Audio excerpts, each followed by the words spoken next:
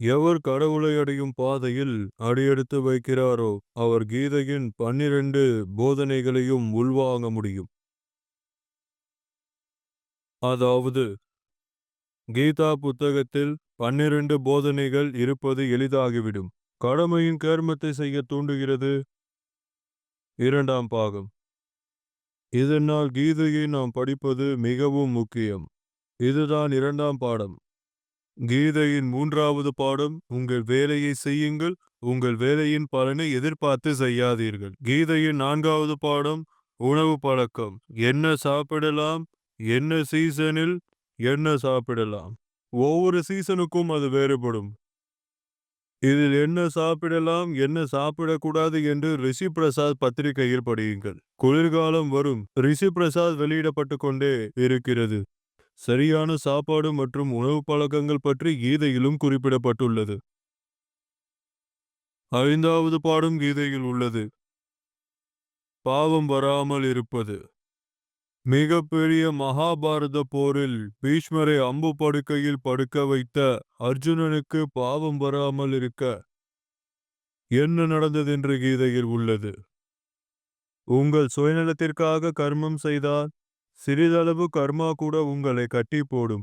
ஆனால் சமுதாயத்தின் வடிவில் உள்ள கடவுளுக்கு சேவை செய்வதை மகிழ்ச்சியுடன் செய்தால் பெரிய போர்கள் கூட கர்மாவின் அடிமைத்தனத்திலிருந்து உங்களை விடுவிக்கின்றன.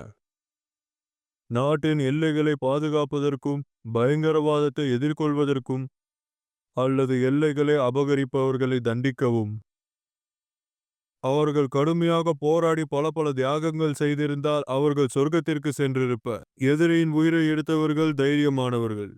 ஒரு இராணுவ வீரருக்கு அங்கு அப்போது பதவி உயர்வு கிடைக்கும். ஆனால் ஒருவர் வீட்டிற்கு வந்து அண்டை வீட்டாரை எதிர்த்து துப்பாக்கியால் அடித்தால் அவருக்கு செக்ஷன் 307 அபராதம் விதிக்கப்படும். அங்கே 15 பேரை அடித்து 25 பேரை காயப்படுத்தி வீட்டுக்கு திரும்பி வந்தால் பதவி உயர்வு பெற்றார். நல்ல பேர் கிடைத்தது. ஆனால் அக்கம் பக்கத்தில் இருப்பவர்களை சுட்டு கொன்றால் அவனுக்கு சிறை தண்டனை தான் கிடைக்கும். ஜாமீன் கிடைக்காது. செக்ஷன் கோர்ட்டில் ஜாமீன் கிடைக்கும். கீழ்கோர்ட்டில் ஜாமீன் கொடுக்க மாட்டார்கள். நீ என்ன நினைக்கிறாய்? வகாலத் தெரிந்தவர்களுக்கு நீதிபதியின் வேலை தெரிந்தால் என் சட்டமொழி புரியும். அங்கு துப்பாக்கியால் ஒருவரை கொன்று விடுகிறான். சுயநலத்துக்காக கோபத்தில் ஒருவரை கொன்றுவிட்டு அங்குள்ள எல்லையில் சண்டையிட்டால் நாட்டை காக்க வேண்டும் என்று ஏன் கட்டளையிட்டு அதை அவன் செய்கிறான். வேதம் மற்றும் சத்குருவின் கட்டளைகளை பின்பற்றி கர்மம் செய்பவர்கள் எந்த பாவமும் செய்ய மாட்டார்கள். ஒருவன் தனக்குள்ளேயே ஒரு சிறு தவறு செய்தாலும் அதற்கு தண்டனை பெறுவான். இதுதான் கீதையின் 5வது பாடம். 6வது பொருள் நுகர்வு. உண்ணுங்கள், குடித்துவிட்டு குழந்தையை பெற்றெடுங்கள். ஆனால் எதிலும் பதில் கூறவில்லை. அத்தகைய தெய்வீக அறிவு சத்குருவின் சீடனுக்கு கிடைக்கும். இவ்வாறு எல்லாவற்றையும் நீங்கள் செய்து கொண்டிருந்தால் உங்களுக்கு அதற்கான பலன் நிச்சயமாக கிடைக்கும். வேலையை செய்யுங்கள், ஆனால் வேலைக்கு கட்டுப்படுங்கள். அனுபவிப்பவராக மாறாதீர். மகனை பெற்றெடுக்கவும் தனது மனைவியுடன் வாழ ஆனால் விவாகரத்தை அனுபவித்தாலும் நாராயணனின் மகிழ்ச்சியும் அவரால் அனுபவிக்க இந்த தெய்வீக ஞானம் உள்ள கீதையில் விஷயத்தை பயன்படுத்துங்கள். ஆனால் விஷயத்தை பின்பற்றும் முற்றாளாகாதே. வந்ததை அனுபவித்தோம். அதனால் அவனுக்கு புஷ்டிவர்தனம் உறுதி தரும் கடவுளுக்கு ஞான இலைகளை வழங்குவதன் மூலம் உறுதிப்படுத்தும் கடவுளுக்கு அர்ப்பணம் செய்து பூக்களை பெறுகிறீர்கள். ஆனால் இப்படி தினமும் பூக்கள் கிடைக்கின்றன. வாசனை திரவியம் அல்ல, சுதந்திர புஷ்டிவர்தனம். இவ்வுலகில் உள்ள நல்லவற்றை பயன்படுத்துங்கள், ஆனால் நுகர்வில் பற்று கொள்ளாதீர்கள். 7வது பாடம் பகவானுக்கு நீ அர்ப்பணை செய். பகவத் பிரீத் பகவானுக்கு வழங்கி கர்மம் செய்யும் அறிவு கீதையில் உள்ளது. 8வது பாடம் அறம் செய்யும் பாடம். தானத்தில் பல வகை உள்ளது. சாத்விக் தானம் எது? ரஜஸ்தானம் என எதை சொல்கிறோம்? தமஸ்தானம் எது? சிலருக்கு அபார செல்வம் உள்ளது. சிலருக்கு முயற்சித்தாலும் சரியான செல்வம் என்று பார்வதியிடம் சிவாஜி கூறினார். மற்றும் பலர் முயற்சிப்பார்கள், ஆனால் அவர்கள் வறுமையில் வாடுகிறார்கள். முயற்சி செய்தாலும் அவர்களால் சரியாக வாழ முடியவில்லை. காரணம் என்ன? என்ன காரணம்?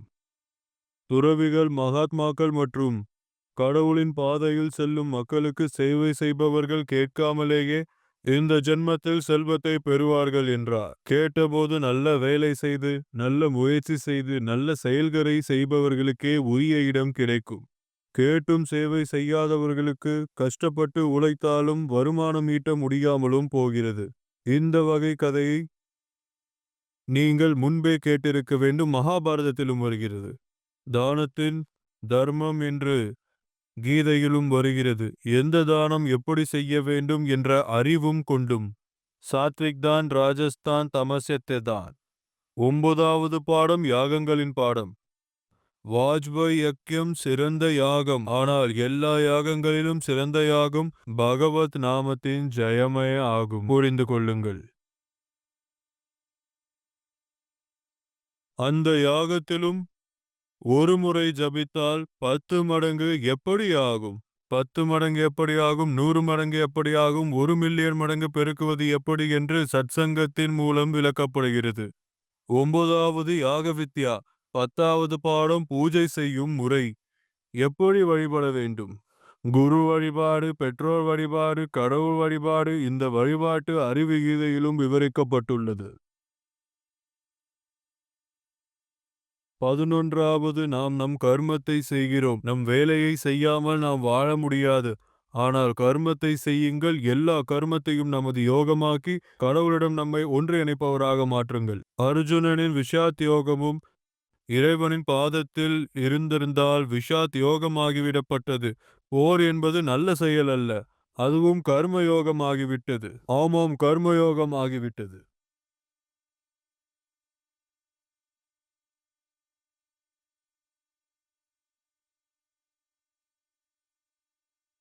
12வது பாடம்.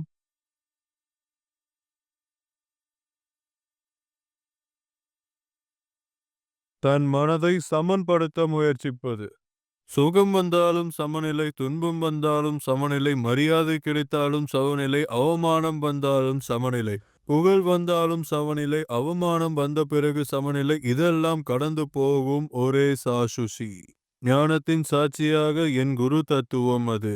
பரமாத்மா தத்துவம். நான் அப்படியே உள்ளேன். குழந்தை பருவம் போய்விட்டது. ஆனால் ஞான சருவம் அப்படியே உள்ளன. இளமை காலம் மற்றும் திருமணம் ஆகிய நாட்கள் கடந்தன.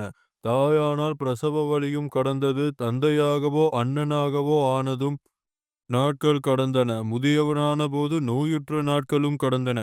உடல் நலம் பெற்ற நாட்கள் போய்விட்டன. ஆனால் ஞான சருவமான ஈஸ்வரன் அப்படியே அமர்ந்துள்ளான் என் மனதில். இந்த மர்மம் அனைத்தையும் சத்சங்கத்தின் மூலம் தெரிந்து கொள்ள முடியும். அதனால்தான் சத்சங்கத்திற்கு பெரும் மகிமை உண்டு. சத்சங்கம் வழங்கும் சத்குருவின் எத்தனை உபகாரம். ஒரு புத்தகத்தை படித்து சத்சங்கம் செய்யும் கதை வாசகருக்கும் சத்குருவுக்கும் என்ன வித்தியாசம்? கதையாளர் சாஸ்திரத்தை பின்பற்றுகிறார். ஆனால் வேதம் மகான்களையும் சத்குருவையும் பின்பற்றுகிறது. அத்தகைய சத்குருவை தரிசனம் செய்து வழிபடுங்கள்.